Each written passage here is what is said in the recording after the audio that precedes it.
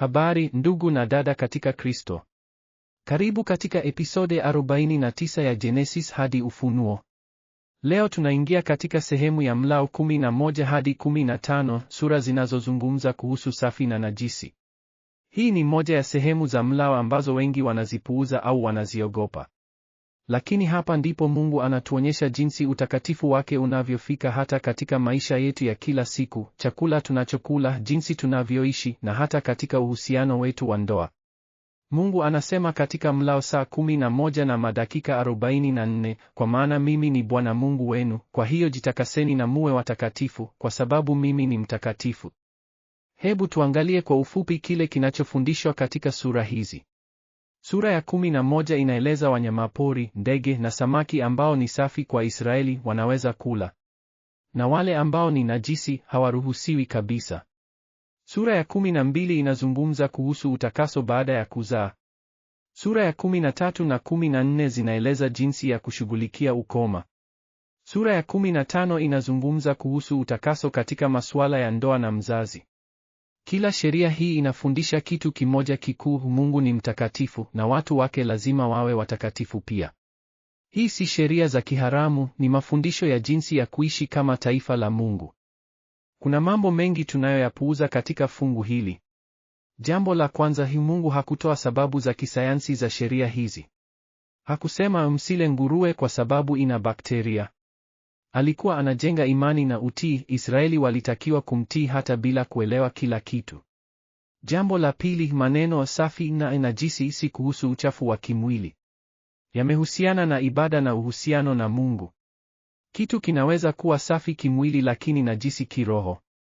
Jambo la tatu, sheria hizi ziliongoza Israeli kuwa tofauti na mataifa mengine yote. Kila mlo, kila siku, walikumbushwa wao ni taifa tofauti. Fungamano hili linaonyesha mabadiliko makubwa ya kiroho. Mbele ya dhambi, Adamu na Hawa walikula chochote, hata walikuwa wakishirikiana na wanyamapori. Lakini sasa, baada ya dhambi kuingia, Mungu anaweka mipaka. Si mipaka ya kuwadhuru, bali ya kuwaongoza. Kama mzazi mwenye hekima anaongoza mtoto wake, hivyo Mungu anaongoza Israeli. Tunasogea kutoka uhuru wa kimsingi hadi uhuru wa kiroho, uhuru unaokuja kwa kumtii Mungu. Hii ni ishara ya utakatifu, kuwa tofauti, kuwa maalum kwa Mungu. Na utakatifu si tu suala la moyo, unahusisha mwili wetu pia. Hebu tuwasikilize wanyamapori wanaweza kuona mambo haya. Nimeona kitu cha ajabu. Mungu amewapa binadamu kibali cha kuwa watakatifu kama yeye. Lakini wengine wanaona hii kama mzigo. Ni kweli. Mimi kama mfalme wa wanyamapori, lakini hata mimi siwezi kuwa mtakatifu kama Mungu. Binadamu wamepewa haki kubwa kuliko sote. Nilitumwa kama ishara ya utakaso na amani. Naona jinsi Mungu anavyowapenda, hata katika vyakula wanavyokula anawajali. Lakini ni huzuni kuona wengine wakidhani sheria za Mungu ni kizuizi badala ya baraka.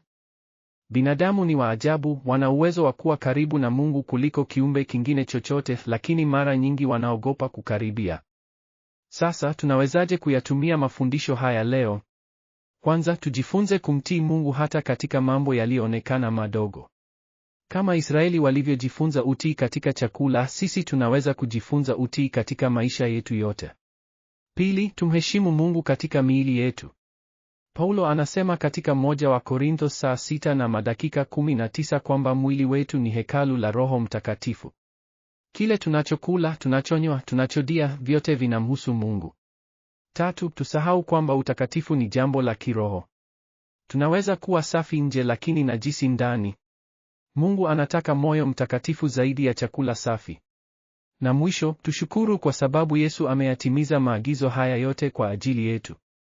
Katika Matendo 10, Mungu alionyesha kwa Petro kwamba kwa njia ya Yesu vyote vimekuwa safi. Hebu tuombe pamoja.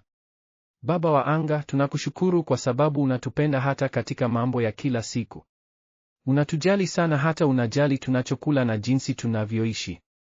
Tusamehe kwa wakati tunapodhani sheria zako ni mzigo badala ya baraka. Utusaidie kutii kwa moyo wa upendo, si kwa hofu. Utusafishe ndani na nje, ili tuwe hekalu safi la Roho wako. Kwa jina la Yesu tunaomba. Amina. Asanteni sana kwa kufuatilia Genesis hadi Ufunuo.